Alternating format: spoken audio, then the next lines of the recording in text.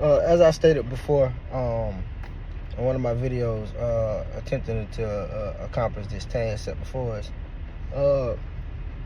it's so many areas to come from, so many points to come from. I'm gonna try to do my best to shorten it up, and I might bounce around, but hopefully everybody can stay with me. I'm gonna piggyback on a few things as far as understanding the essence of learning. The essence of learning is understanding the balance between boredom and excitement. Once you balance that out, that boredom is excitement and excitement can often be boredom sometimes. Once you balance those out, then you can learn more effectively. Because if you don't balance it out, you'll be too bored, not realizing you should be too excited because you're learning something that you never knew before. But to learn something you never knew before is going to be a boring process because you have to be taught it. So with that being said, when I was speaking about having to elevate ourselves through our old ways to our new ways, and speaking of the growing pains, even when we was speaking of that about the birth of the old concept, we must begin to understand the new concept and the vision as opposed to the old concept. The new concept is a philosophy of lifestyle management based upon organization. Through the new concept, true freedom can be gained and maintained down through the ages to come. Now, let's understand when in the blueprint, when they're speaking about the new concept, the old concept, and it was speaking about the birth pains, the growing pains, and things of that nature. To really become a master of something successfully, you must first be a master of it unsuccessfully. Like for example, for me to be a sagacious individual, a wise man, I must first have came through some stages of foolishness. You know, I wasn't born wise. I wasn't born knowing it all. You got to be a renaissance man in these fields, and not even just in the education field, in life in general. You have to be a lover of knowledge. You have to be a polymath. You know what I'm saying? So if you're not eager to learn, then you're not in a position to grow. Ooh, let me run that back again. If you're not eager to learn, you're not in a position to grow. And if you're not in a position to grow, then you out of line with the universal laws of attraction in general. You out of line with the universal principles. You know, so if you're out of line, then you're not in that gravitational pull of the effects that the education can give you.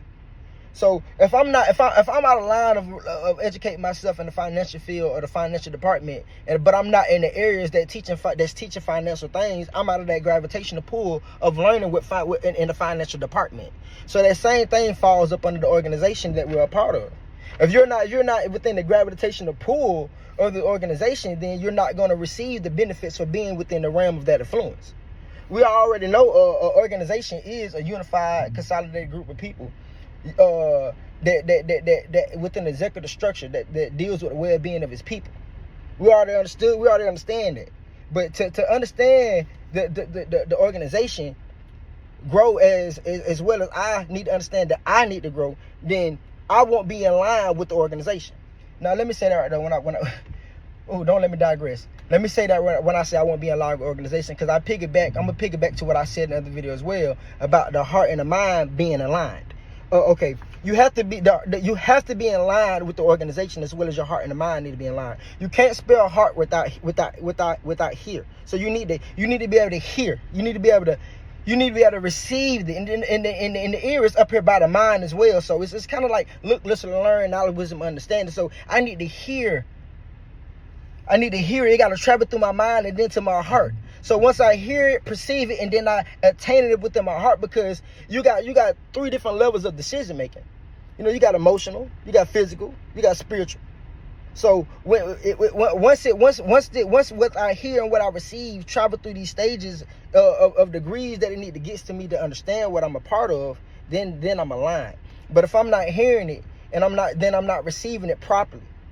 So with that being said, well, even when we pick it back on a common sense approach, when it breaks down how important education is to the organization, and it states that education is a major goal of the organization because its concepts is the more knowledge you receive, the better chances you have for having a better lifestyle.